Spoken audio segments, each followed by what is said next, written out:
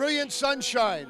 Race time temperatures expected at about 41 degrees. Ideal conditions for running of the 28th edition of the St. Luke's Half Marathon. And a very pleasant good morning and welcome to our continuing coverage of this event that has become a staple here in the Lehigh Valley. Mike Zambelli, and it is indeed an honor to be your host once again. I'll be joined by Michael Drabenstadt, who is the media relations director of this event. But over 4,200 racers expected to be here this morning, Mike. And first of all, Mother Nature has really blessed us with a glorious morning. Mike, we were due for a good race. We've had warm weather last year, rainy weather the year before, so this is really beautiful.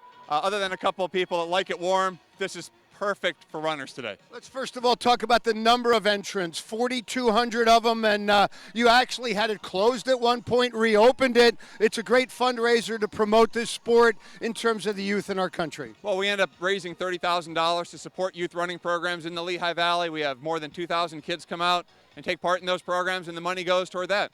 How about the course? And of course, it takes great cooperation with the city of Allentown. 13.1 miles they'll navigate some wonderful parks here in the Allentown system. I've run a lot of half marathons, and this is one of the most beautiful, most spectacular ones. I ran some of the Parkway yesterday. It's in great condition. It's just beautiful. The runners are going to have a great time. Kathleen Jobes is back as a defending champion for the women. Luke Watson is not here, but we have some familiar names running for the guys. Well, we have Tyler McCandless back. He's the 2009 champion, and even since then, he's become an elite runner. He was at the Olympic Marathon Trials this year. He's actually run a 1:04 down in Philadelphia last year, so he's definitely an odds-on favorite today. Mike mentioned over 4,200. Why has this race become so popular amongst runners? It's a race for the runners. It's beautiful. The course is great. The amenities are great. We have 12 bands out there and probably the best post-race food spread of any race you've ever seen. So how do you work here on a morning being a runner and not be able to go participate? It kills me. I have to find someone for my job next year so I can do this. It's been 7 years since I've run it. I'm dying to get back. But when you see the runners start the race and you see that snake of people go down Turner Street, it really gets you going. It's a beautiful, beautiful thing. Take us through the first start of this. We're at 17th and Linden Street, right outside of Allen High School. Take us through the start and what's going through the mind of the runners. A lot of the runners are just thinking about what they want to do from a pace standpoint, how they want to go out. It's a little bit of a downhill start, so they want to make sure they don't go out too fast. But also they just want to get some space, get some room, get in a groove, and just keep that motor running. I know you'd like to be running, but we'll appreciate your help in our coverage here this morning. We're thankful to have you out here. Michael Drabenstadt, it'll be his voice that we listen to as we bring you a portion of the coverage of this prestigious event here in the Lehigh Valley. This is the largest run marathon or half marathon of its kind that is totally run by volunteers. The Road Runners of Lehigh Valley do a terrific job. It takes over 500 volunteers to put on this event. Sit back, relax, and enjoy a special morning of running here in Allentown's West End. A big part of the race weekend in celebrating this half marathon in Allentown has always been the pasta dinner held in downtown Allentown, and they bring in a number of recognizable speakers, and this year no exception, as I welcome in Catherine Switzer, who really transcended the sport of running among the ladies. And first of all, Catherine, welcome to Allentown. What a beautiful morning for a run. Here we are talking, and my legs are really itching. I want to get out there and run. I mean, it's a perfect day. It's a perfect day. Of course, your story well documented. Really, with the pioneer for women's runners, tried to enter the Boston Marathon. They found out you were a female. They actually threw you out of the race. Take us through those days and the woman's role in running. Well, first of all, I actually finished that first Boston Marathon. My boyfriend punched the official who was trying to throw me out. It was a very celebrated picture. In fact, it's become a really symbol of the women's rights movement.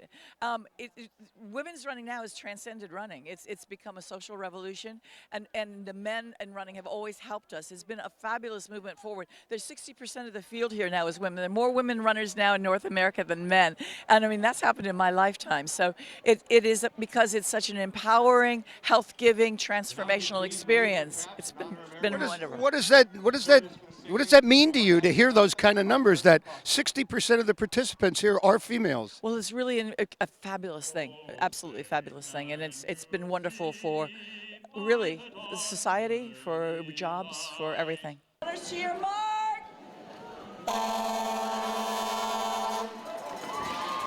Let's get it up for runners!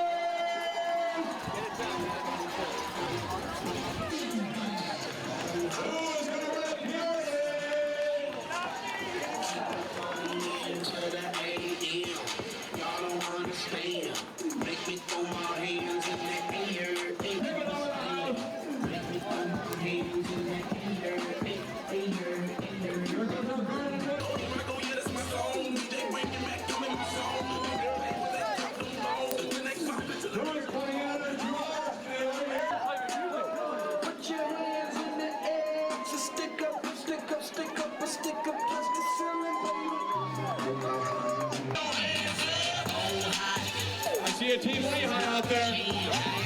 Keep the party until the AM. Y'all don't understand. Make me throw my hands.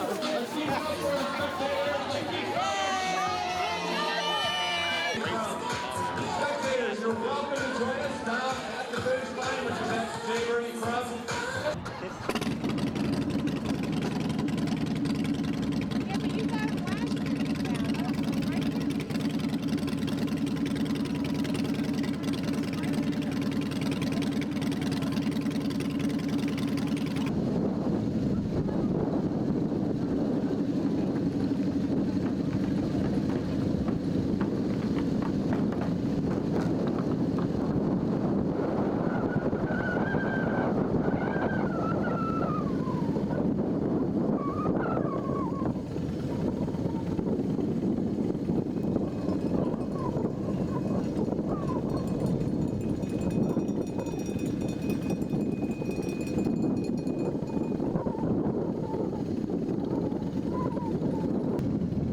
Gotta get by this guy.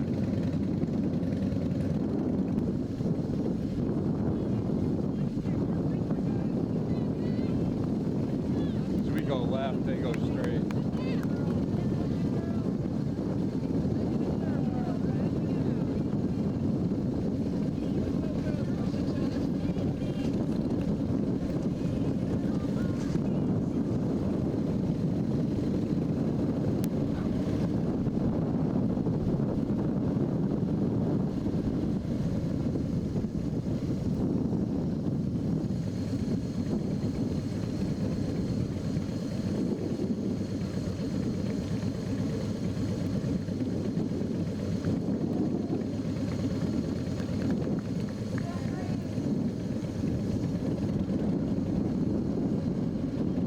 This is the way we came last year.